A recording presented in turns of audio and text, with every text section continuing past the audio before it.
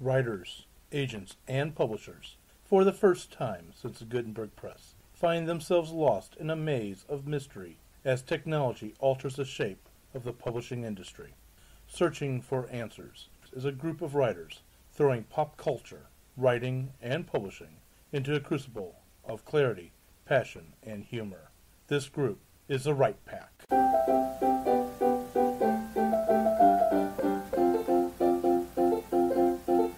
In this episode of Write Pack Radio, we're going to explore facing writer's block. Stay tuned. Hey, welcome back to Write Pack Radio. This is your host, producer, and crazy person, David Allen Lucas. Also, just want to do a quick announcement. Starting October 9th, we at Write Pack Radio, we're going to start with Write Pack Radio presents Excelsior Journeys. That will be going out onto all of our platforms, so if you are hearing us now, don't worry, you don't have to do anything extra to be able to listen to those episodes. They will be coming to you. And also with me today, we have a small cast. So I'm going to start with the woman of my heart here. Hi, I'm Melanie Lucas.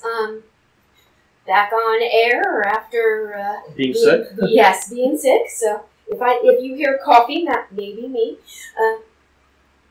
And at some point, maybe by the time this airs, I will be working on my Anderson novel. So, I'm a good person to talk about writer's block. Yep.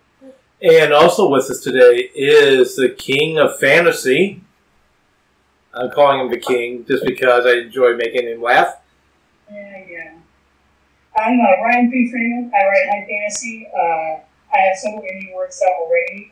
Rain Spell, The Grey Isle Tale, and The Trombonist of Must, all available through my website. And most indie book places is brianpfreeman.com. For a good read, check them out. I also recently signed with Metamorphosis Literary Agency, so I have another book tentatively called Nameless, which should be going out to lure publishers this fall. So look for that. And I'm also the president and founder of the Humble Writers. Excellent, and we are looking forward to it. And I didn't announce I'm president of St. Louis Writers Guild, so while we're at it, since I promoted you up to king, can I get the Lord High Admiral of Steampunk? Lord High Admiral. Hey, I got to promote you up there. Yes, now I am Brian R. Cook. I am the author of several steampunk things, including the Iron Chronicles, the Ardranium Adventures, and coming later this year, the more of Tales of the Gearblade. You can find out all about it at brianrcook.com, and then be on the lookout more because I'm writing like a fiend, so that means there's a ton on the horizon. And if I've got my airing dates right, I think there's plenty of time for this. Come to Archon in St. Louis, actually it was Collinsville, Illinois, and you will see many of the members of the Write Pack Radio podcast at Archon. I know Brad's going to be there, Ryan's going to be there, I believe Jen's going to be there. She's not going to be able to make it. She's not going to be able to make it. Oh, rats. Okay. I know George, I believe, is also going to be there, and George is going to be... Yeah, George, and Jennifer, and Teresa, and a bunch of other people like that. Well, Jennifer's not going to be there. Brian just said. That? Yeah. Oh, okay. No. He's not going to be there. Oh, you're not going to be there. Yeah. Oh, wow. Okay. So, sorry. So it's going to be Jen, George, Teresa, Brad, and others. And others. Tentatively, go to Archon. There will be people there. There you go. Alrighty. So much for me trying to plug that one. And those fans of ours who are at Archon, thank you for listening. Okay, today we're going to talk about facing writer's block. I know some people in our profession don't believe writer's block exists. She's not here today. Well, not just her. I'm not going to call her out by name, but if you've been listening for a while, you know who I'm talking about. But I'm going to say this to those people. There's some people who believe the Earth is flat still, but so they're not right either. You're going to compare them to flat earthers. Oh. Yes, I've gone that mean. No, in all honesty, there really is writer's block. And it is not... There's an inability to get the right words down on the page. Right. I'll give you that. Right. And I'm going to talk about writer's block in a moment, and I really find the topic ironically funny in my case. Because one, I've kind of suffered from it for a while. Number two, if you've followed along, I am a 4th degree black belt in an actual real martial art, and they don't sell belts there. Sorry. That's me taking another dig at something else. Oh, it's that. It's a smackdown on Right Pack Radio today. Hey, I am smacking down. Part of our black belt exam, where I go, which is Tracy's Karate, and in St. Louis, been there since 1969, so it's not a fly-by-night. Yes, that's another slam. Where I'm going with this. The black belt test is a 2.5 hour long minimum physical test. I won't go into the details. But on top of that, you write a paper. And here's where I'm going with the irony of this conversation. One of the biggest creations of writer's block is fear. And back then, I wrote a 30-page paper on fear, how to face it, how to use it. Sorry, how to face it, how to create it in your opponent, and how to use it as a weapon. And here we're going to talk about writer's block, which is heavy in fear. It's not the only cause. So there is mind killer. You must not fear. That's true. Which hilariously is how I actually opened up that paper with that quote. So yes, I do quote. Doing whatever we could. So anyway, there's some various different things that cause writer's block. Well, could we back up a little bit and just for everybody's sake, especially if English is a second language, could you please just define what we're talking about? Most people know what writer's block is, but let's define it. It is a block of wood that writers have. No. Yeah, seriously. I wish it was that easy. Well, here's an actual definition. And I'm glad you did that because we do have fans in Sweden, Costa Rica, Japan, and so forth that are listening that I know English is not their primary language. Writer's block is a condition primarily associated with writing in which an author loses the ability to produce new work or experiences a creative slowdown. The condition ranges in difficulty from coming up with original ideas to being unable to produce work for years. Throughout history, writer's block has been a documented problem. And I'll pause it there. Actually, no, I won't pause it there. I'm going to mention a few things. Professionals who have struggled with the affliction include such authors as F. Scott Fitzgerald, Joseph Mitchell, and comic book cartoonist Charles M. Schulz. Now, for those who may not recognize those names, which is why I continued it, F. Scott Fitzgerald, classic American author. I see both of you got your signs up. Joseph Mitchell also wrote large novels, including one title, hilariously, The Novel. He wrote 1,000-page novels. And if you don't know Charles M. Schulz, I don't know where you've been hiding, but he is the cartoonist behind Peanuts. So I'm not sure who had their hand up first. I'm going to go with Brad, then Ryan. Okay, I was going to say that that is a very long and convoluted definition for writer's block, and it's true. But basically, writer's block is a giant block in your head that is stifling your creativity, whether that's the ability to come up with new ideas or the ability to create the words to communicate those ideas. And the reason I want to throw that out, though, is that it's not entirely. It's often stress-induced and other things like that. But it is something in your mind. And, by overcoming those kinds of things, then we can talk about ways of overcoming writer's block. You'll get by it. You'll get around it. You'll get over it. You'll get through it. You'll get under it. Whatever you need to. But too often is it seen as some sort of giant stoppage. And unfortunately it can be, but I wanted to relate that it's not meant to be permanent. It shouldn't be permanent if possible. because it's your mind and all that self-doubt and all that self-craziness and all the stuff coming into play, and then a bunch of other external factors that always play into stress in life and all that kind of fun stuff. But it's the mental stuff that can be gone around, gone under, gone over, whatever. Let me dovetail in there with you, since you're talking about the mental side of it, and that is writer's block is mental. There's no question of that. Ryan, you'll be next after me. Some mental health professionals have pointed out it's not just fear that causes this. So I'm just going to go down. I'm just going to go down a little list here, a little long list.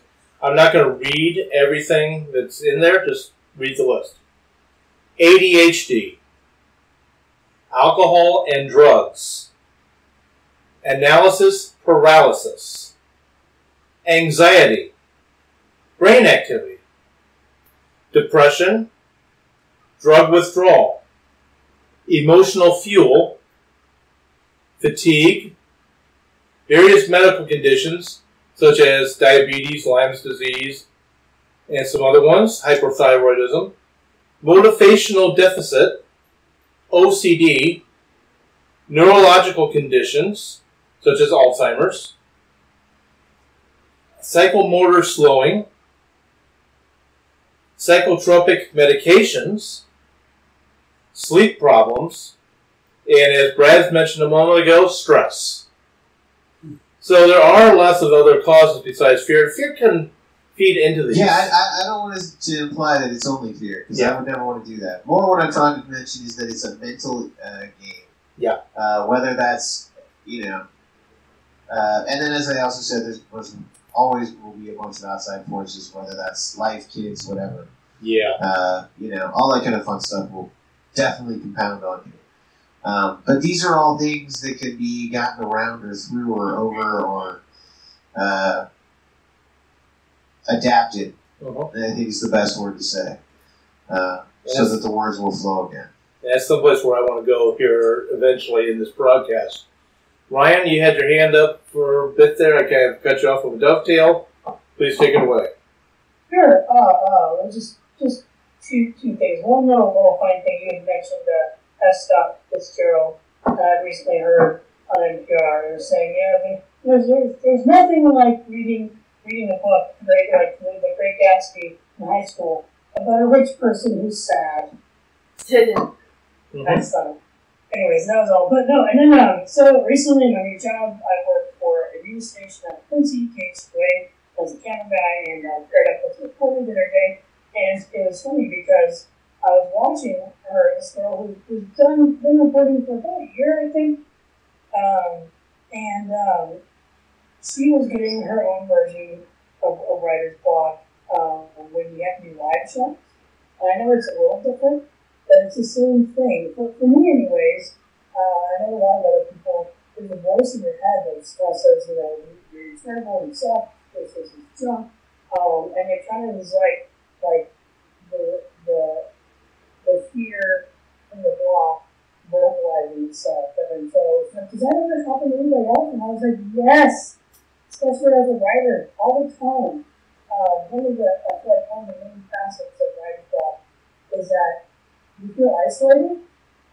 Sometimes you feel like, maybe you're the only one feeling this way, and that makes you feel worse. And the truth is that every single writer I've ever talked to has some form of version of this. I'm glad you said various forms of it. There is something, it's from what I've read on writer's block, I'm not sure if it's really a sub-version of it or if it's just tied in, and that is the blank page syndrome. You're staring at a blank page and you just don't know what the heck to write.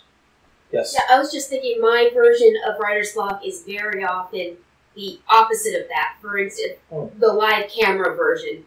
So, blank page version I actually get. It's much easier for me to edit than to write the first draft. But on air, for instance, writing a speech or writing a presentation to give, totally writer's block. Get up there and wing it, with maybe just some notes and nothing else really prepared. Goes much better. Yeah. Right.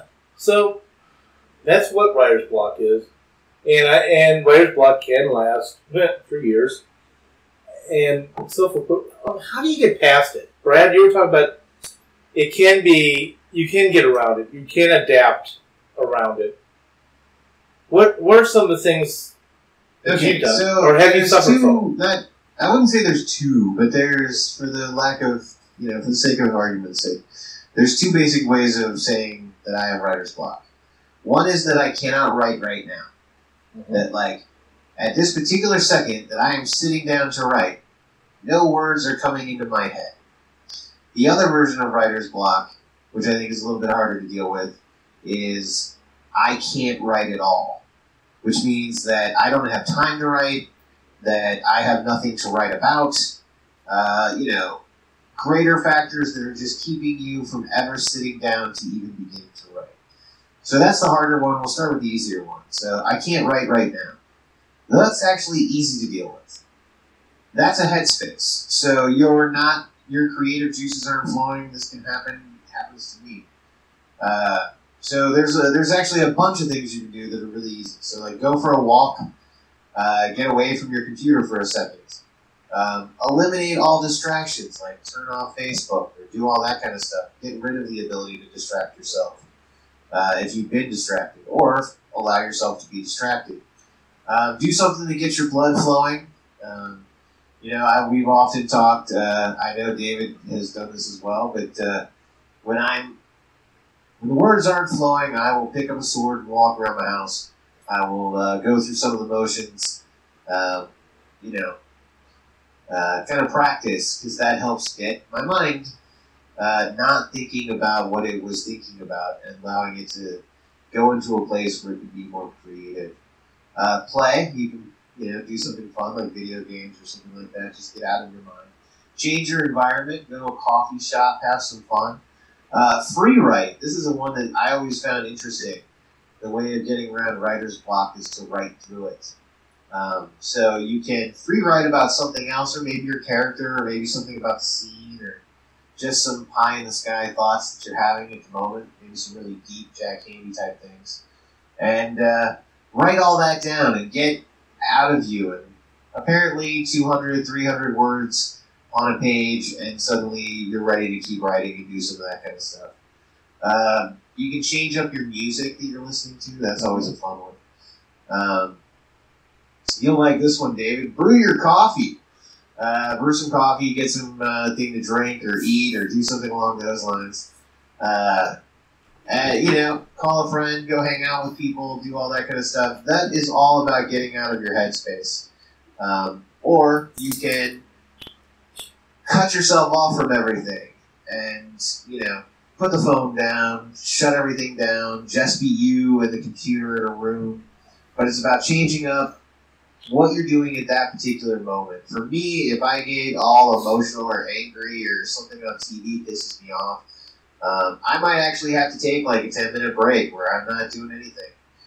Maybe I pick up a sword and start doing some workouts. Maybe I walk around. Maybe I just go and clean the kitchen for a second and then come back and, come back to the writing. But anything you can do for that, and then we can jump into the bigger stuff later as to what you can do if you're not having ideas. Well, and actually, I'm going to go to Melanie and then to Ryan next.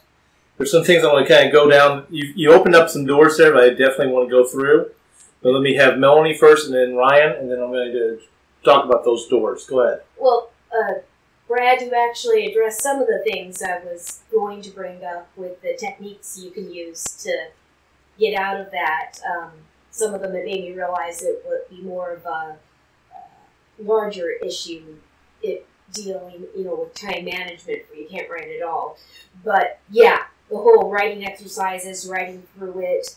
There's all sorts of, apparently my mom was like, going back to community college for taking a class in writing before she realized there were writing exercises you could do. She didn't know you could take classes to learn about writing fiction. And, there are little writing exercises. If you're having writer's block, there's all sorts of little things you can do that can just spur your creativity. Or can't write about your big novel, write about something else.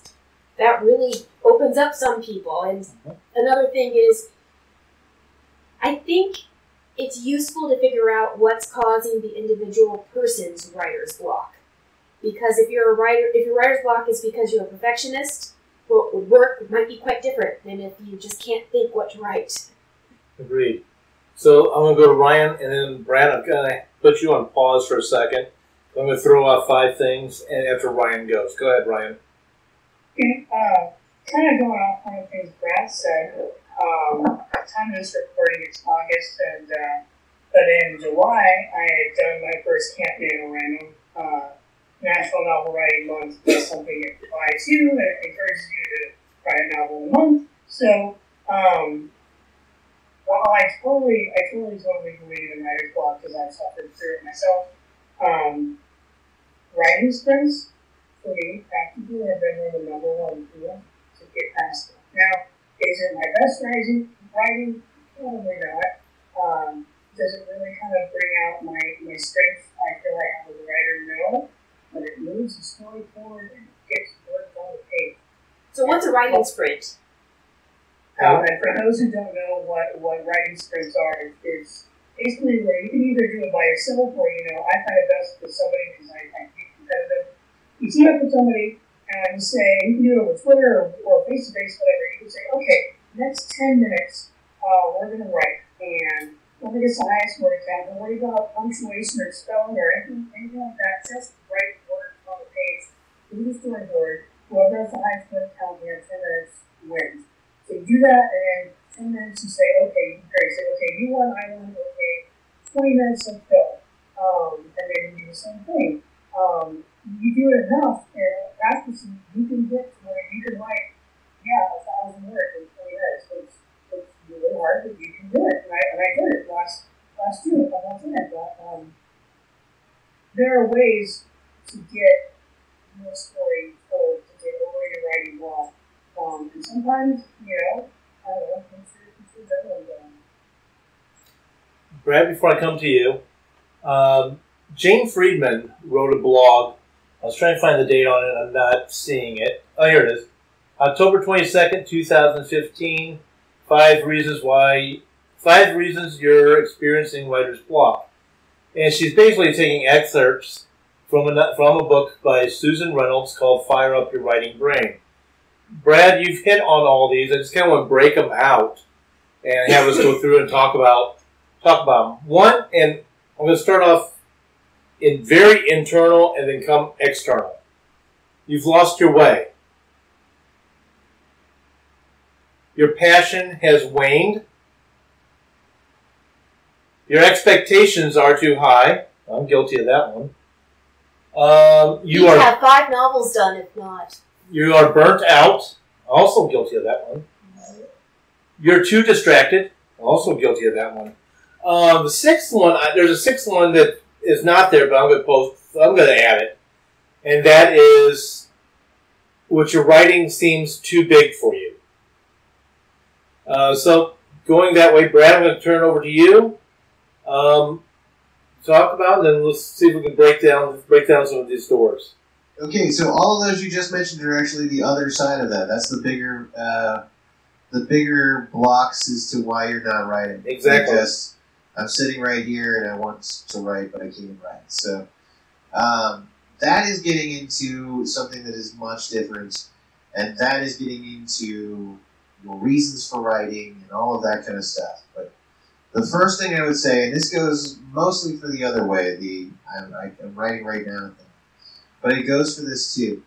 The habitual writer will experience writer's block less than the writer who waits to be inspired. True.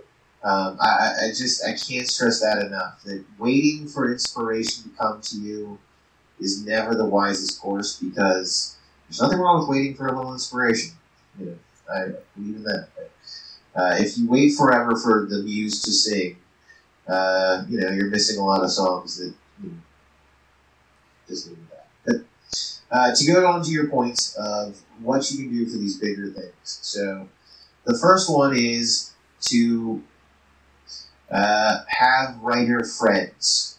And the reason I say this is whether they are colleagues that you can talk to on Twitter, maybe they are critique group members that you see every 2 weeks, Maybe they are people at your local Writers Guild or somewhere along that. The ability to bounce and talk and go through these moments of stress and doubt and times of that, and learn that this is not internal to you, but this is a struggle all writers face. I mean, you read through a list of, some really awesome writers who have gone through these struggles and these problems, but the reality is that if you go through the lives of every single writer, whether it's, Agatha Christie or whether it's J.K. Rowling, you will find all of these same struggles. Moments of doubt in their characters, moments of doubt in their thoughts, their plots, and the twists that they're doing, and all of the stuff that comes with that. So when you start to realize this, and one of my ways that I love to do this, and I highly recommend it to everybody, is go listen to the words of the masters. So there are massive amounts of quotes by writers out there. So many quotes. We love to quote each other entirely too much. But here's the thing. Often writers are talking about these very things that they've just outlined as problems. So they'll say some, inspiration about going up to writing is nothing more than going up to the typewriter and bleeding all over it, which is about pouring your guts and everything you have onto the page. It's Hemingway's. Who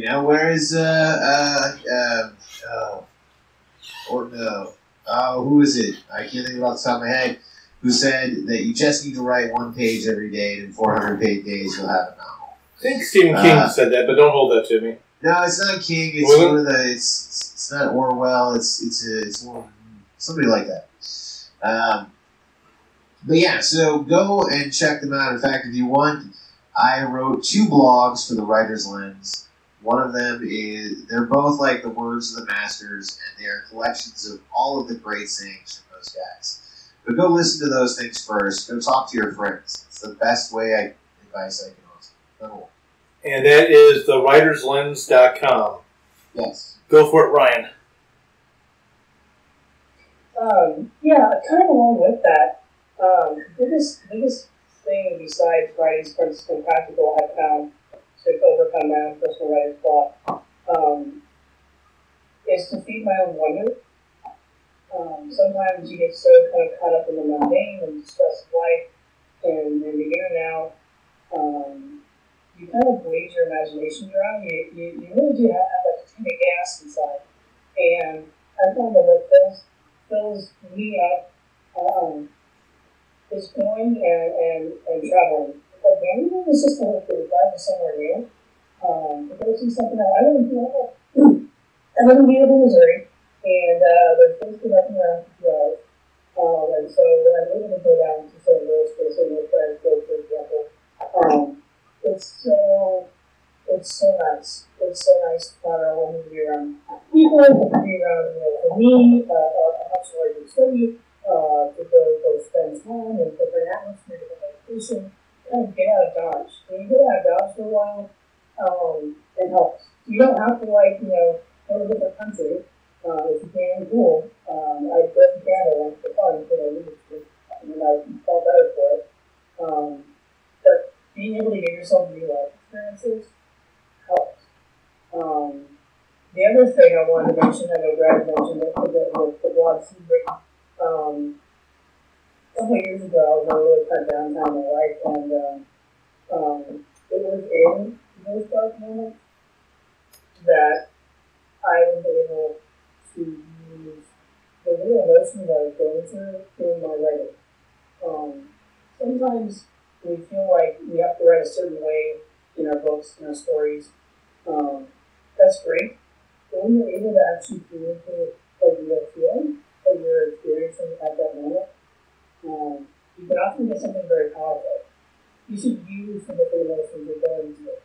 You don't have to be describing something like that. You can describe something you feel like happening.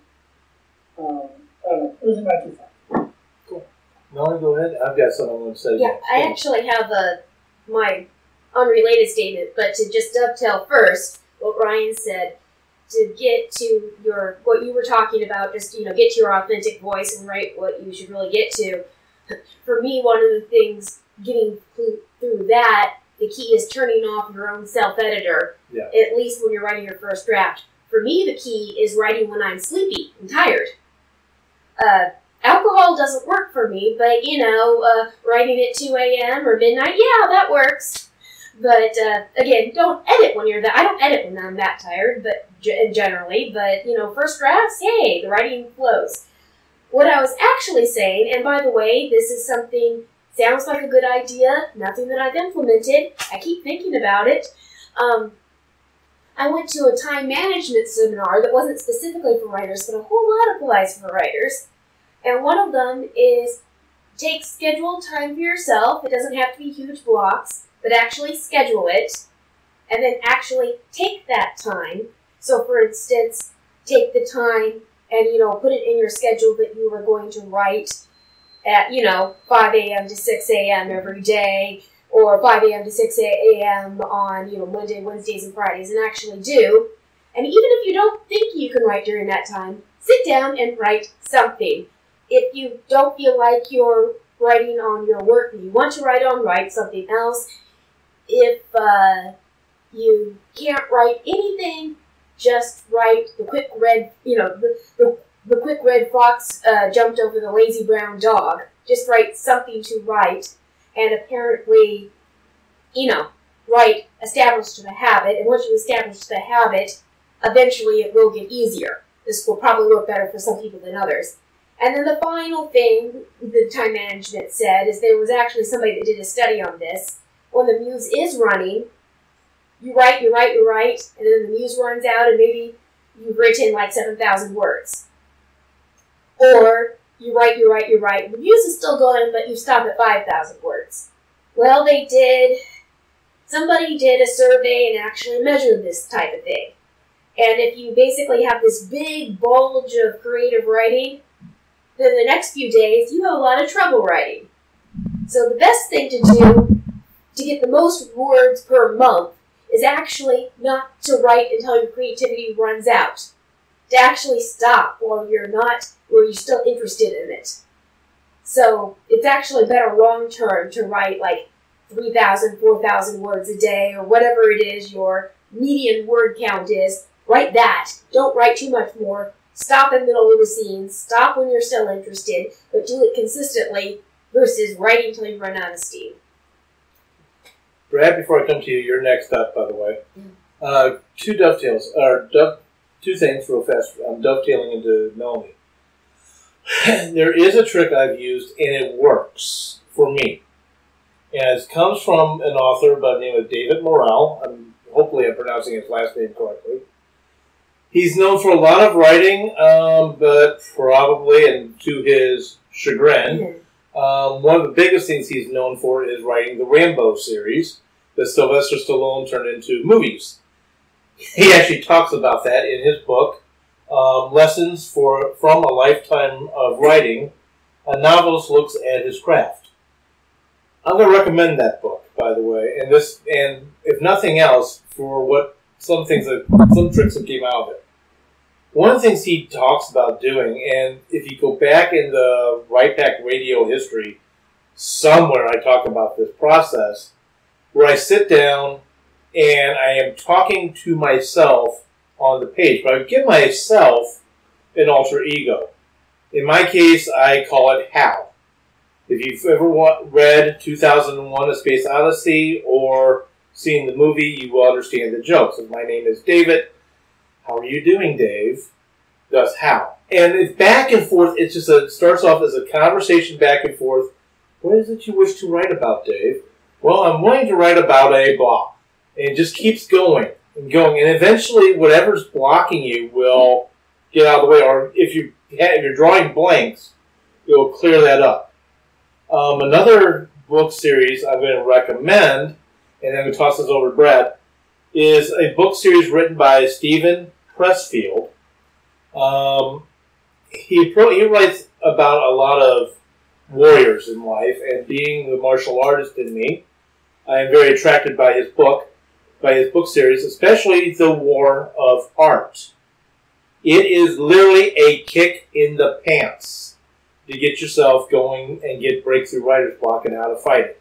he doesn't call writer's block. He calls it resistance, where your mind is, you're trying to resist something, and Trick is figuring out what that is that you're resisting.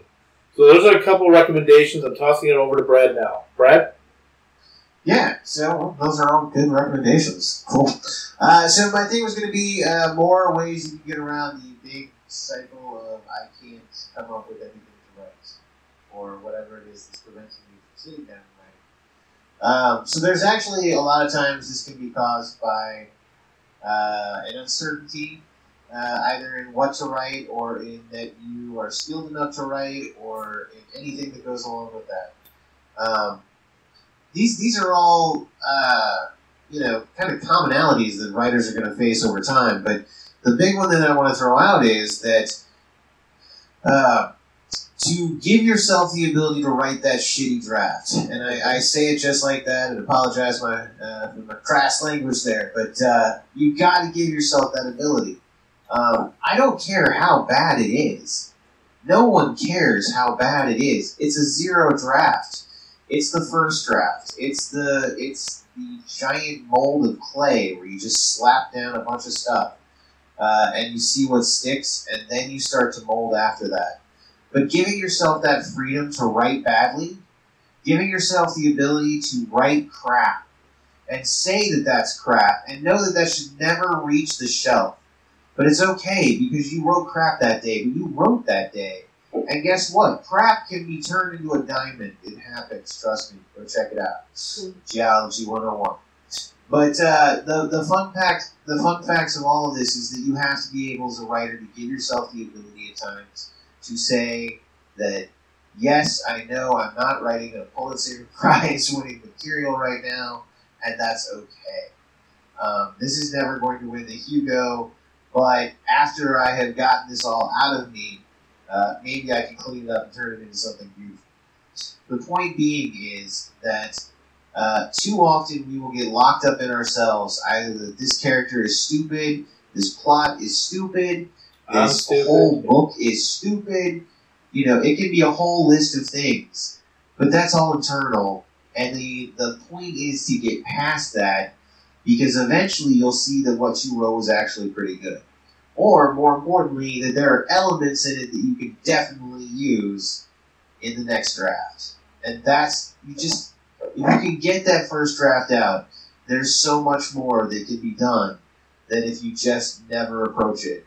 And that's what happens too often, is we get stuck and we say, I'm not, I don't know what to do, so I'm not going to write. And then they stop writing, and then 5 years passes, and that book never gets finished. And that's the saddest thing in the world, because every book should get finished. They're books. They're cute. They need to be finished. Real quick, a couple of things I forgot in my little recommendations, and Brad, you're right. You made me think of some of them. One, I am going to borrow from Ben Bova. Ben Bova is a science fiction author. He was editor of, I think he was editor of Asimov. If not, it was Science Fact and Fiction magazine. Yeah, anyway. One of the things he talks about, two things actually he talks about. One is, especially if you're writing novels, it's like laying siege to a town. It is a long haul. Prepare for it. One of his tricks, and I like doing it, is, Melanie, you talked about don't write until you're empty, until your fuel's empty, to stop before you get there. Don't lose your interest or your fun you're having with it. What he talks about is stopping mid. Everybody just did exactly what he talks about. Stop mid-sentence. When you go back to read this the next time you're sitting down to write, hopefully the next day, we are all hardwired to complete sentences. So you're automatically going to complete your bit draft. I'm playing with the mic on purpose doing that. Or at least spend your first 5 minutes editing that last sentence. Yeah. Exactly, but it will still get you going. Also, too, Seamless Writers Guild had an author come out and talk. We always have authors come out and talk. But one, and Brad, I'm going to turn to you for a name because you're better with names than I am.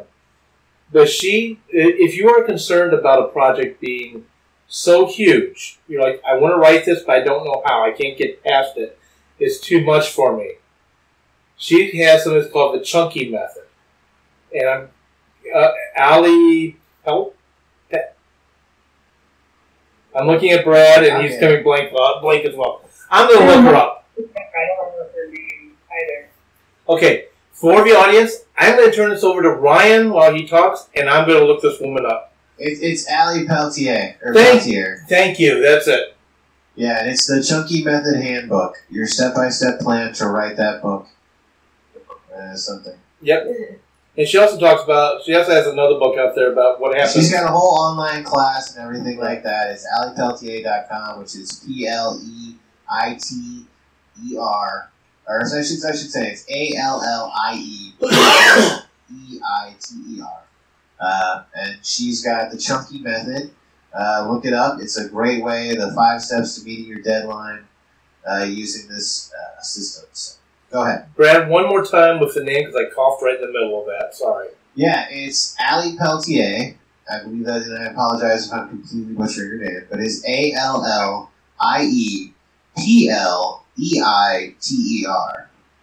There you go. There's some chunky methods. Thank you. Okay, kicking it over to Ryan. Okay, well, there's 2 things. One, I know that we writers can tend to be nitpicky about what we're working on. We think, oh, it's not good enough, it's just crap, or whatever. But you know what? I have books that are out that, people love, and when I read it, I still want to nitpick at it. And there's something in my mind that I've learned, actually, from hanging around with other people here in this podcast, is there is a point where it's done. And, you know what? When Brad was saying, give yourself permission to write crap, sometimes you need to get that first book out. You need to let it be crap and understand that is okay. And that just not every book you write is not going to be this flawless, simmering diamond. You're going to see little finite cracks, these little things that you can change, and this is different, and you could have done that. Oh, I need to fix this. And it's okay. People are going to like your stuff. So if you write a good story, the story will speak for itself. I mean, by all means, do your best, but it's going to be there. And the other thing, the story, I think I've said it a couple of times here on the show before, but one of the places I go for inspiration on American fantasy is near-death experiences. I feel like they're really kind of unique, and they often are. They just have a lot of there for your mind for content and ideas. And one person in the near-death experience described being led around this huge library, and the books that were written were down there, and these this full ring was for inventions, and then there's this other wing, and he asked the guy, okay, what's down that wing? This guy took a moment, and he told him, he said, that's for all the books that were never written. And as a writer, it makes my heart realize. It's do I have a book down there? You know? Only you can tell your story. Only you can write just the way you do. So do your best to ignore, the training mistakes. Do your best to ignore the voice in your head that tells you something, because only you, in the end, can write that story. It's up to you to write. Melanie, go ahead, but before you do, Ryan, you kind of broke up a little bit on what you said. Where did you go to see all this? Where did I go to get what? Where did you go to get this or see this? Oh, I like reading near-death experience stories. Near-death. Okay. Mm-hmm. Near-death experiences, correct? Okay. Melanie. I was just looking up who actually said a quote, and apparently it's one of those quotes that's attributed to a lot of different famous people and slightly reworded.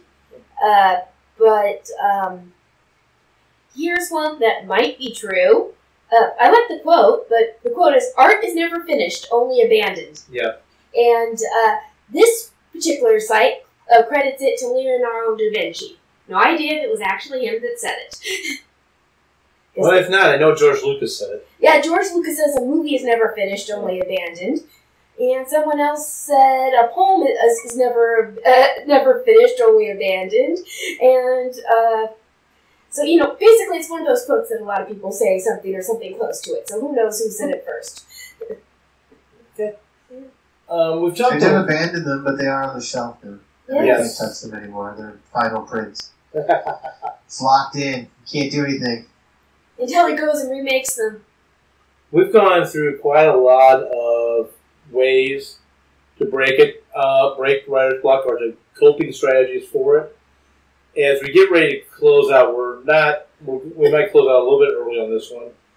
I'm going to throw out a list of coping strategies, just like I threw out a list of causes of writer's block. This is coming from one of those psychology sites I saw, and I was reading it. And a lot of these we've already brought up, so that's kind of cool. Altered consciousness. Maybe you used to be able to write perfectly, and now you're upset that you can no longer replicate your old ability. Hello, that's me. It is likely that you experienced some sort of change in consciousness that led to a block. With this method, the goal is to change your consciousness to help with writing. This may involve using, don't do this part, I'm sorry, this is up to you guys. I'm not going to do part of it. Using medications, supplements, reading, or changing your environment. I recommend changing your environment, reading, coffee. Okay, caffeine. I don't need to go any further down there. And everybody will tell you that, as you haven't already heard, Ryan, I think, talked about it, it was Brad who said coffee in reference to me. He's right, my blood is caffeinated. Some coping strategies we've already talked about, and those we haven't. Avoiding perfectionism. Brainstorming. And by the way, if you do, Brad talked about going to writers groups, critique groups, writing partners, and so forth. Contact a writing friend of yours. I don't care if they're next door, preferably next door, or if you know them by Facebook, other social media. Contact them. Reach out to them. And get every fan of Right Pack Radio is a writer. There's a group you can talk to. Yeah, reach out to any of us. Yeah, seriously. Change your environment. I do this frequently. I cannot write at home. I don't care how hard I try. It used to be because I thought I was taking care of an elderly parent. No, I just can't write at home. I have to go someplace. Libraries are good. Coffee shops are good. I have trouble writing elsewhere. I love writing at home. See?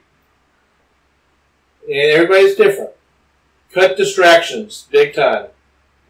Limit your time on Facebook, limit your time, whatever, that distracts you away from it as best as you can. I say that part because everybody's got lives, bill pay jobs, etc. Find inspiration. If you are a professional writer, you can't rely on inspiration, but it is still a tool in your toolbox, borrowing a phrase for Stephen King. Find it. Forced writing. I think, Ryan, you talked about this. Maybe it was you, Melanie. Just force yourself to sit down and write. Even if it's nothing but writing scripts. Right. Read something. Research. It's amazing what can come out of research. It's also a good way to procrastinate, so be careful. Yes. Stream of consciousness. That can be writing, just writing. It can also be what I talked about, talking back and forth to yourself. Use your own voice. Hint, if you are having trouble writing, maybe you're trying to imitate somebody. You shouldn't. You're not being yourself. There are psychostimulants, which I'm not going to talk about. Relaxation, sleep, take a break, or the one in which, if Jennifer was on this episode, she'd throw a book at me for, quit. Quit the story you're writing. So, those are some ideas. Brad's shaking his head no to the last one. Where's the book? I need to throw it at you. Throw it at me. Go ahead, Brad. You feel free to rebut. I'm just reading off the list. No. What I was going to throw out is that, first off, I don't recommend writing drunk, but outlining drunk is a really good idea. So you were talking about, stimulus and things like that. Yep, that's what I did want to throw out is this. So we've talked about all the writing that can happen and all the craziness. I hate to throw this one on you guys too, but this is the other one. The sophomore slump, or can I recapture the magic? Yeah. Is another form of writer's block that you'll often see people running into. I've already written a couple of books. Oh my God, how can I write another one? These are all bridges that we're going to have to face at some point. And to be honest, it's about all those same things we talked to. It's about finding ways to retap the well, finding ways to make it new and creative, finding all kinds of ways to adjust your writing and doing things of that nature. The other one that I would throw out, though, that we haven't talked about is writing something different in a different genre. So if you're a fantasy writer or a sci-fi writer or something like that, and you're finding yourself kind of blocked, maybe try something in nonfiction. Maybe try something as journalism or a blog.